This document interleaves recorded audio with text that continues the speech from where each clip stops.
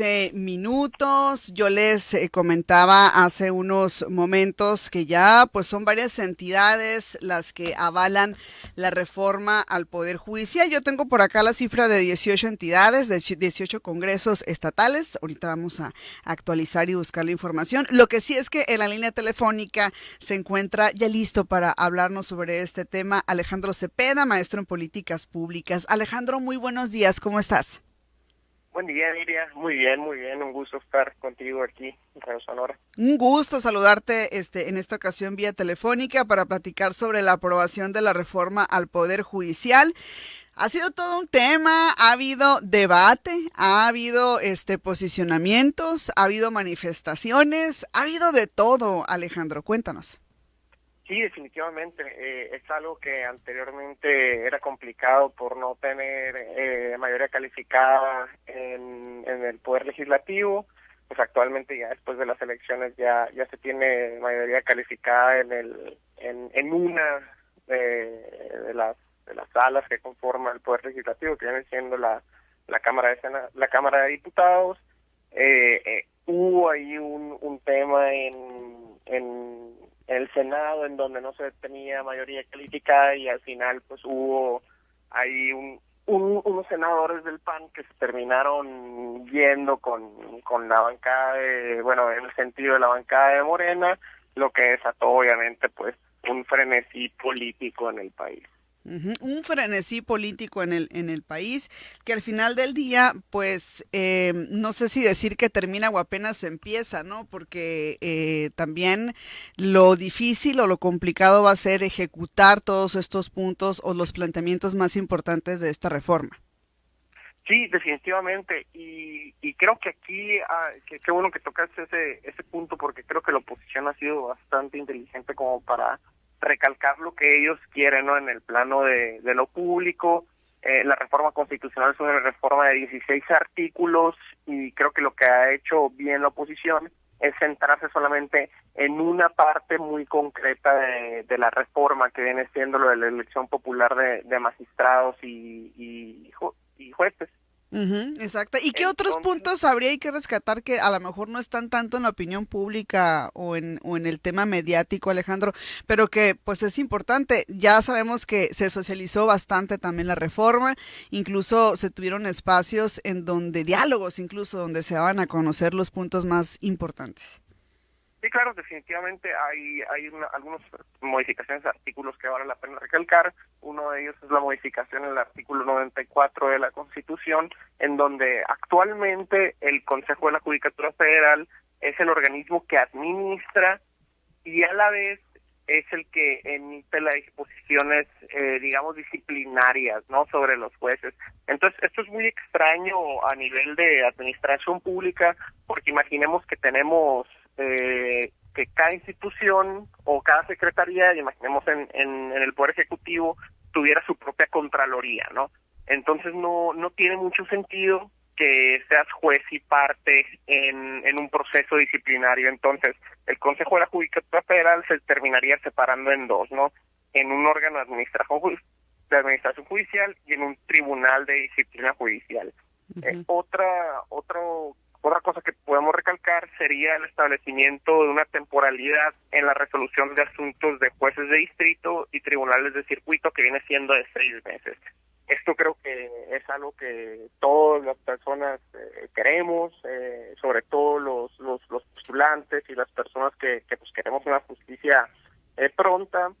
Anteriormente no existía un plazo determinado para una resolución forzosa, digamos, pues, ¿no?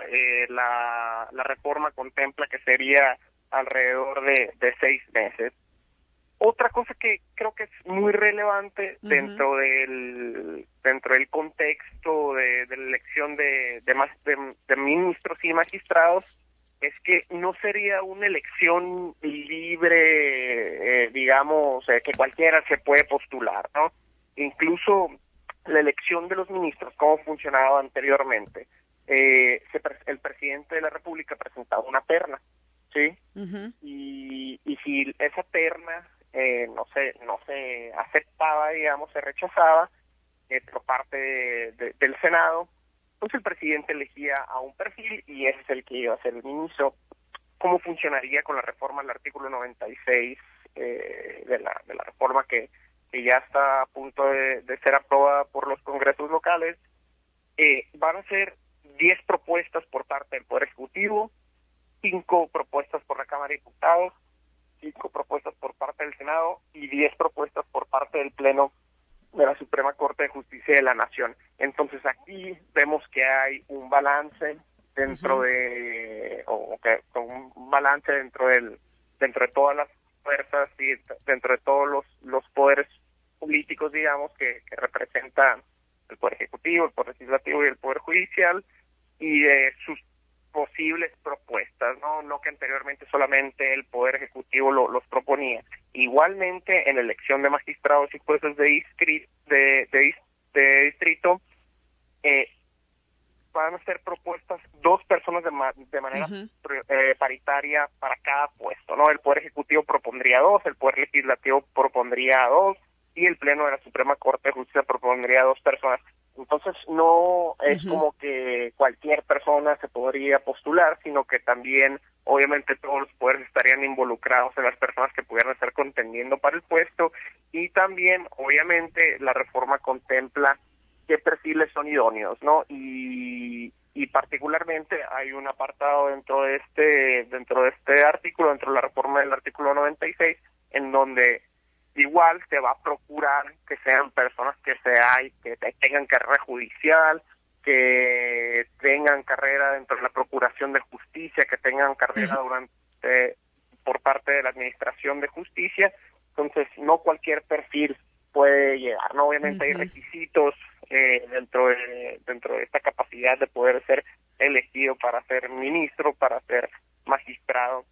Entonces hay, pues, con una reforma de 16 artículos, no todo se basa sobre la elección popular de jueces, que sí, es una elección popular definitivamente, pero con prerequisitos muy específicos en donde participan los 3 poderes de la Unión.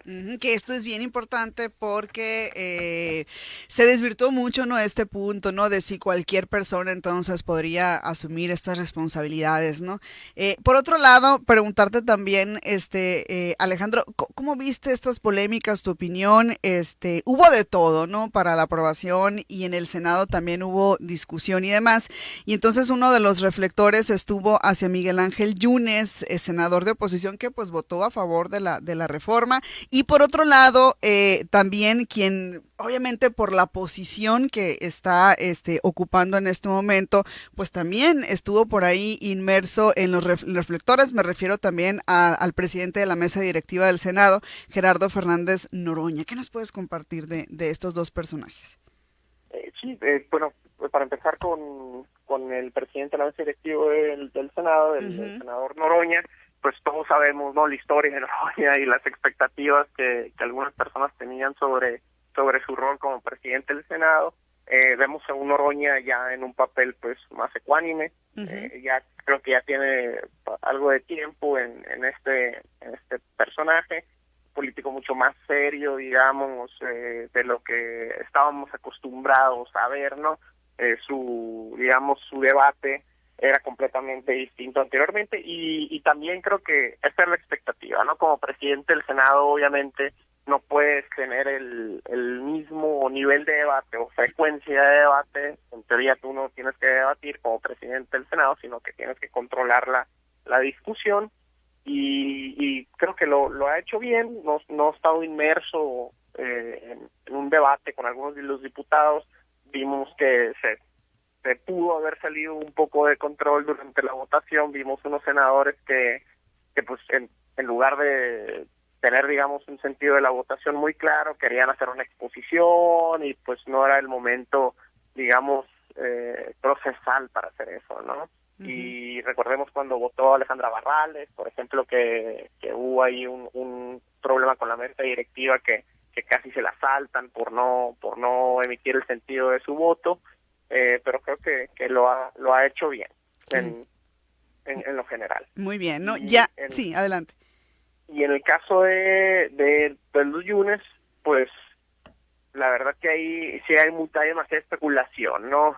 Creo que lo máximo que podemos hacer es especular cómo fueron las negociaciones políticas, si hubo promesas, si hubo amagos. Creo que ahí el tiempo es el que nos dirá qué fue lo que ¿Qué fue lo sucedió en que esas pasó, no? negociaciones. Exactamente, ¿no? ¿Qué sigue, Alejandro? Sabemos que los estados, avalaron, pues, la iniciativa de la reforma al Poder Judicial. Hasta donde yo me quedé, son 18 los estados que ya votaron a favor de la misma. ¿Qué sigue? Sí, definitivamente ya es suficiente. En el caso de las reformas constitucionales, pues más de la mitad de los estados más de la mitad de los congresos de los estados tiene que estar de acuerdo. Lo que sigue es ver cómo pues, vamos a llevar a cabo esas elecciones, ¿no? Es un gran reto para el Instituto Nacional Electoral. Incluso la presidenta del Instituto Nacional Electoral, Guadalupe Tadei, ya salió a dar declaraciones que ya van a empezar a trabajar en bueno, la elección que se va a llevar a cabo sobre ministros y magistrados y jueces, ¿no? Entonces va a ser un gran reto. En teoría el próximo junio se estarían llevando las elecciones de ministros y magistrados, algo inédito en Ujú. nuestro país.